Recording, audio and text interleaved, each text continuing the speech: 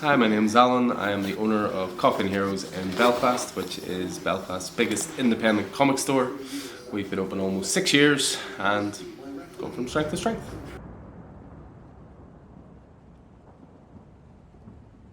It's going back quite a while, but the idea essentially came because I've always been into comics. I used to work in a Michelin star restaurant over in Cambridge. So every day you'd be wearing a suit, immaculately dressed, all that kind of stuff. But on my break I would go and pick up my comics, my weekly pull list, and I'd go and sit in Starbucks and read it. And it was a combination of why doesn't someone put these two things together, chill and relax and reading your pull list and picking it up. But also because I used to get strange looks where you've got this guy sitting there in a suit, sitting reading comic books, people looking at him, sort of going, grown-ass man reading comics.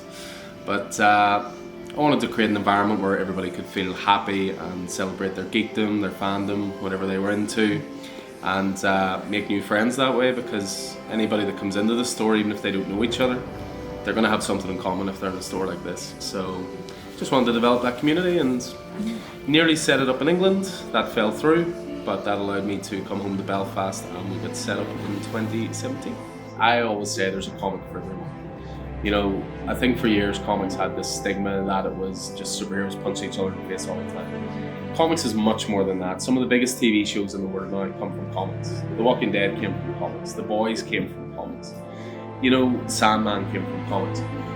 So these are shows that have come out and transcended the medium, but hopefully brought more eyes to it and showed people that the medium is to be taken much more seriously as an art form. So, as I say, there's a comic for everyone. The first thing I always say to people when they come in is that they want to get into superhero stuff or independent stuff.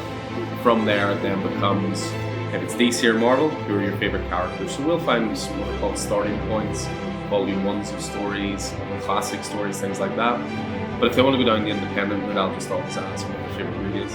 And then therefore I can judge, so are they into horror, are they into thrillers, are they into comedies? And then, you can assign a comic as a result. But yeah, we like to think we make it as easy as possible for people to get into comics. We've got a section over there which is number ones for £1, so you can have issue ones that get into stories, you can check them out for a low price. We have starting points for, as I say, all the characters.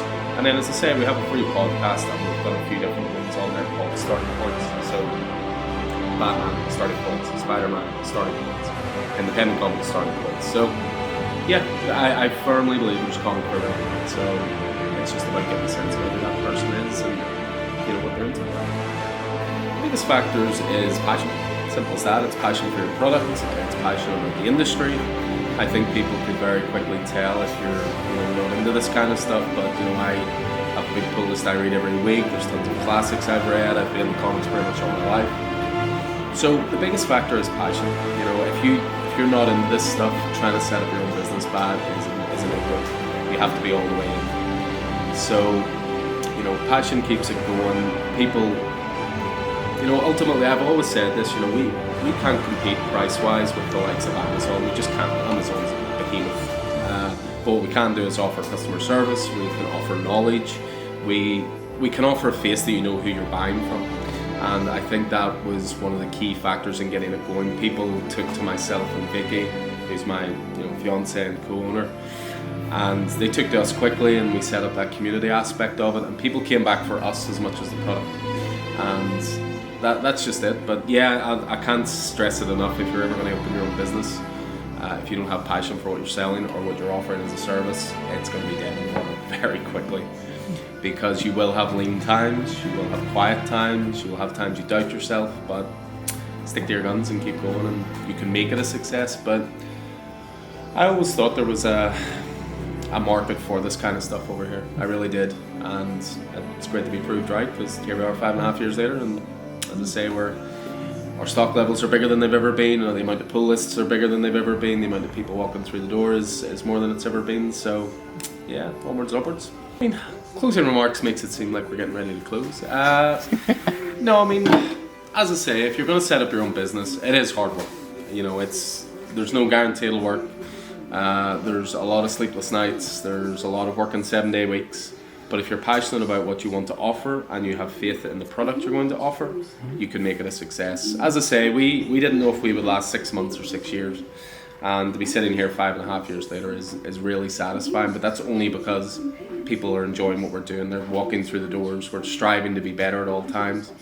And I've read a lot of comics in that time, so my knowledge base is nice and high as well. So yeah, I mean, when it comes to closing remarks, it's been a tumultuous 5.5 years. We've survived lockdowns, we've survived pandemics, we've survived the leaner times, and we've enjoyed the busier times. So just be smart about what you're going to do if you're going to open a business, and don't let anything knock you down if you're passionate about it.